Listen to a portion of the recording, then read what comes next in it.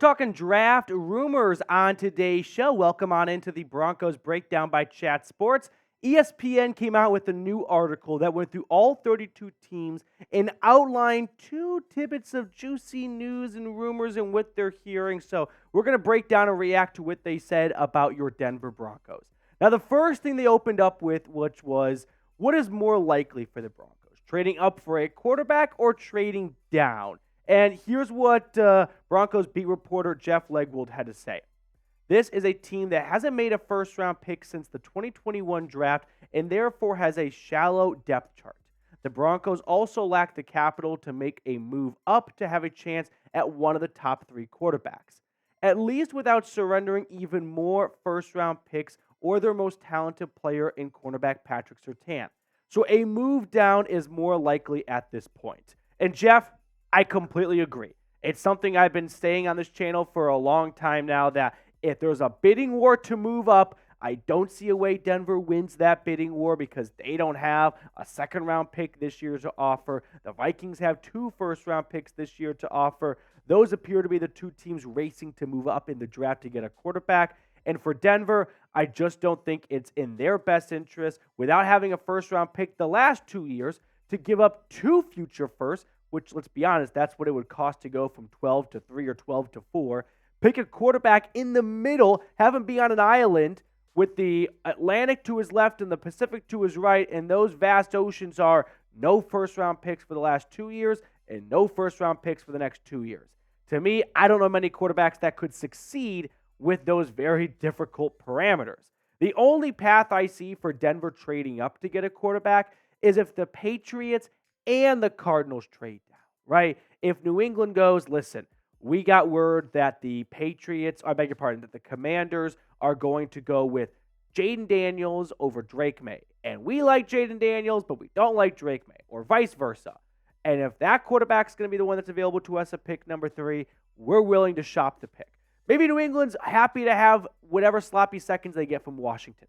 I don't know. Nobody knows right now. It's very tight-lipped in D.C. and in Foxborough. But if the Patriots and the Cardinals are both open to trading back, I could see a world where the Vikings move up and the Broncos move up and everyone wins. It's like Michael Scott. Win, win, win, right? This is conflict resolution, but for drafts. So that's one possibility for Denver moving up. The other is J.J. McCarthy is this year's Will Levis. We're all pre-draft process long. We were told he's going to be top 10. Now he's going to be top 5. He might even be the second quarterback taken. I'm old enough to remember last year when a rumor got floated out just a few days before the draft. Will Levis might go first overall. Like, that was actually a thing people were saying. Now, they weren't the brightest people, but the more intelligent people all projected Will Levis to go to the Colts at 4 or somewhere in the top 10. Of course, he does not even go round 1. So maybe that is where Denver lands J.J. McCarthy. If it is the Vikings that trade up and they get Jaden Daniels or Drake May, maybe the Broncos at 12 jump a few spots to like 8 with the Falcons and get J.J. McCarthy there, or they find J.J. McCarthy at 12 all along. To me, there's so much smoke around J.J. McCarthy going top 10. It does seem unlikely, but this does happen. Like a few years ago, remember when the 49ers traded up to number 3 overall? Unanimously, every NFL draft expert said, oh, the 49ers, they traded up, they're going to get Mac Jones. Everyone said that. Literally everyone. And they went with Trey Lance. So Mac Jones, he fell to 15. This stuff does happen, but I'm somewhat inclined to believe it's not happening this time. So let's talk about trading back. To me, that seems like a much more likely option, and I'll tell you why. But I have identified 5 teams, although the draft is so unpredictable, it could be any team behind Denver at 12 that may be looking to trade up. I went with the Colts because there's a rumor out there that they want to trade up and get Brock Bowers, so maybe from 15 to 12 so they can jump the Saints, who have already expressed interest in Bowers.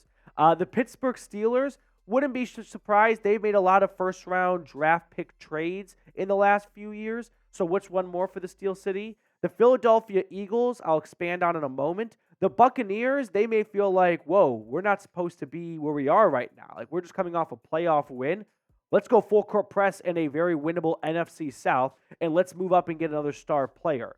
And then I'll toss in the Buffalo Bills after losing Stephon Diggs.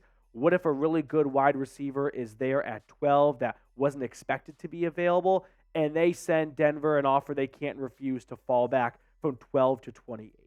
To me, the one offer that I think's got the most possible legs to it, the Philadelphia Eagles. They've got 2 second-round picks, so it's very easy for Philly to go from 22 to 12. The Eagles are coming off a season where people in the front office and that coaching staff, they need to show results. They had a very disappointing end to 2023. So maybe they feel like, let's go get a star impact player at pick number 12. We don't need a bunch of quantity picks. We need quality picks. Let's move up 10 spots. Let's go get our number one guy. Could be Terrion Arnold. Could be Quinyon Mitchell. Let's not roll the dice on one of them being there at pick 22. Let's go get our guy. And sure, it'll cost us the 50th pick in the draft. That's valuable. But we're okay with that because we don't need 3 okay players. We need 1 great player because we're only a few guys away from going all the way in the NFC. That could be the train of thought going on in the city of brotherly love. So let me ask you this question. Should the Broncos trade down? Yes or no? I would trade down if that was an option for Denver. Of course, it always takes 2 to trade. And it's tough to know mid-draft, like, who's going to be there at 12 that you weren't expecting, and does someone fall to you that you really just can't pass up on, so you won't trade the pick? There's a million different implications or variations that play on when you have the 12th overall pick in the draft because 11 teams in front of you, you don't know what at least 10 of those teams are going to do. So you got to wait and see how the chips fall. But if there's an option to trade down, I would do it. Now, next up on the show, we're going to check out what ESPN is hearing about the Broncos and their plan at pick number 12 and afterwards. So stay tuned for that. But I do want to tell you guys about a really cool deal I saw on Fanatics that I just wanted to share with you guys, which is this Broncos hat. I'm not a huge hat guy, but I do love a good hat. And if you're an outdoorsy person with the summer months arriving here and you're going to go on a bunch of hikes or spend a lot of time under the sun, you want to stay protected. You want to stay shaded. So go get yourself a brand new Broncos hat. The link for this is chatsports.com/Broncos hat. If you don't remember that, I put it all in the comments and the description of today's video. Now, here's what Jordan Reed from Bristol had to say on what he's hearing related to the Broncos draft. No way Sean goes into the year with that quarterback room. That's how an AFC executive summed up draft expectations for the Broncos, who are expected to address QB at some point over the course of 7 rounds. But will it be early or down the board? Bo Nix has been a popular match for Denver this month, and considering the Broncos are without a second-round pick but do have 6 day 3 selections, I could see them trading back from number 12 before selecting their signal caller of the future, just as Jeff suggested. This is what I've been kind of building up to today and what I've been saying for a long time now. Trade back from 12, accumulate a second-round pick, and go get your quarterback then. May not be your quarterback, but it'll be a quarterback. As opposed to forcing a quarterback pick at number 12. If it doesn't work out, you still need to find a quarterback, and it's basically going another year without a first-round pick, right? If Bo Nix is the next Paxton Lynch, now you've gone 3 straight years with no first-round pick because that guy's providing nothing to your team. So you may as well never had the pick in the first place. And you still need to find another quarterback. Whereas if you trade back from 12, you can go get a quality player at pick number 12 and then use a second-round pick on Michael Penix or Bo Nix. And if they don't work out, it's not 3 years without a first. You still have a first-round pick to use this year on hopefully a quality and consistent starter, and you lose a second-rounder. Teams miss on second-rounders every year. It's not a big deal. But to me, it does look like a lot of steam is building up for Bo Nix. And I think I'm prepared to say Bo Nix is the Bronco. Late round 2, I would be I would put it down as Denver trades back in round 1 and then gets Bo Nix in round 2. I don't think Bo Nix goes in round 1. Not many people have a round 1 grade on him. I know there's going to be a little bit of nerves passing on him and whether or not he'll fall to you in round number 2, but to me, I think Bo Nix is the style of quarterback that Sean Payton would be looking for. And if he's there in round 2, It's worth the upside, and if you miss, it's okay. People miss on second rounders. That does not set franchises back. Now, I have been critical of Bo Nix throughout this pre-draft process. He has not been one of, Petey's picks, if you will. We did a deep dive earlier in the pre-draft process, but I'll revisit it really quickly. Where if you look at Bo Nix's passing charts, and this is from Pro Football Focus, you can see the guy does not have a ton of experience, and really at Oregon wasn't asked to push the ball down the field a lot. Only 11% of his pass attempts went beyond 20-plus yards, and not every quarterback's going to air it out every single play, but you can see 2/3 of his pass attempts were either behind the line of scrimmage or within 9 yards. Like, it's tough to look at that film and to buy into whether or not he can be a downfield passer. But if I'm going to be, fair, then I should probably address a guy who was at Oregon before Bo Nix that also wore number 10, Justin Herbert. And if you look at Justin Herbert's passing chart from his last season at Oregon, it's not very far off from Bo Nix's. And it's not much more impressive at all than Bo Nix's downfield passing, right? Herbert, threw 16% of his passes beyond 20-plus yards. So a little bit more downfield than what we saw out of Nix, but this is definitely just the Oregon style of offense. And listen, college football coaches, their job is not to get players that can succeed in the NFL. A college football coach's job is to win football games and to not get fired. So if this offense at that college is going to result in points, they're going to do that. And at Oregon, that means short dink and dunk passes, even if your quarterback is capable of pushing the ball down the field more. If that's not how the other 10 players are constructed to be successful, they're not going to do what's best for Bo Nix and his draft stock and profile, right? And this is often how players somewhat fall between the cracks in the draft process because they were really good at something that at college they were never able to show. And then once they get to the NFL coaching staff goes, well, if that's your biggest strength, we're going to lean into it. Whereas at college, it's a little bit more of a, this is how we do things, and it's a plug-and-play system. So I can see a world where Bo Nix surprises me because he wasn't asked to push the ball down the field a whole lot in Eugene. But when he gets to the NFL, maybe he'll show us a side of his we have never seen. But I think from a Sean Payton quarterback standpoint, he wants a guy that's going to take what the defense is going to give him. He wants a guy that's incredibly smart in between the ears, X's and O's wise. And Bo Nix has a lot of football experience, and I think he can deliver what Sean Payton will ask of him. Whereas Russell Wilson was always a bit of an impromptu quarterback, right? A guy who had his success when the play breaks down and he scrambles and then he chucks it down the field. That drives Sean Payton fucking nuts.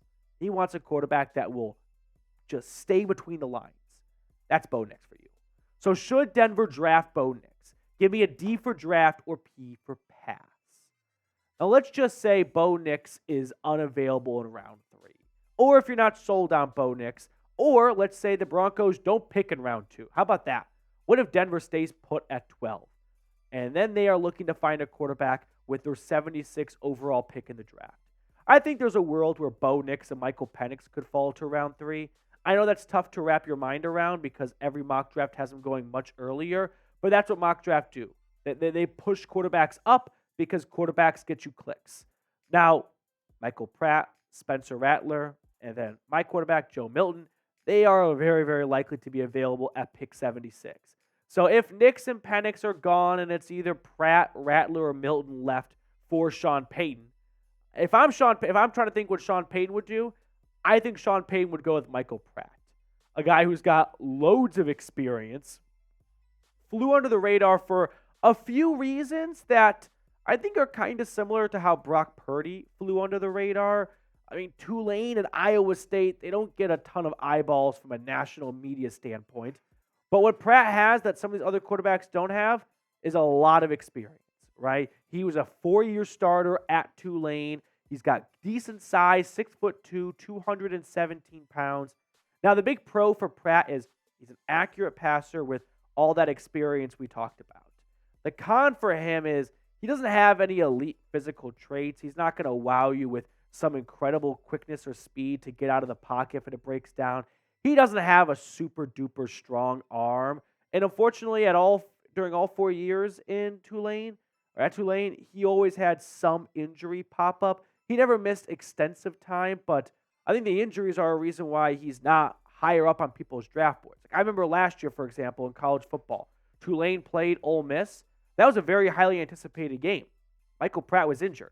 Like that's the kind of game where NFL scouts go to because they're there to watch some of the SEC guys at Ole Miss, and then they stumble across the AAC guys at Tulane. But unfortunately, Pratt wasn't there. He was injured. So because of that, he has slipped in the draft process, but I wouldn't be shocked if Sean Payton goes, listen, beggars can't be choosers when you get to round number 3, but I like my chances on a guy that's got 4 years of football experience. He can read a defense very well. He knows how to be smart with the football. He makes accurate passes. And sure, he may not wow you with great physical traits, but man, does Drew Brees strike anyone as someone who is super fast or had a really strong arm or an absolute howitzer of a right shoulder? No, he did not. And Sean Payton made it work pretty well with him. So maybe he feels like he can find the same thing in Michael Pratt. All right, that will do it for us on this edition of the Broncos Breakdown. Enjoy the rest of your Friday, and we will see you all later.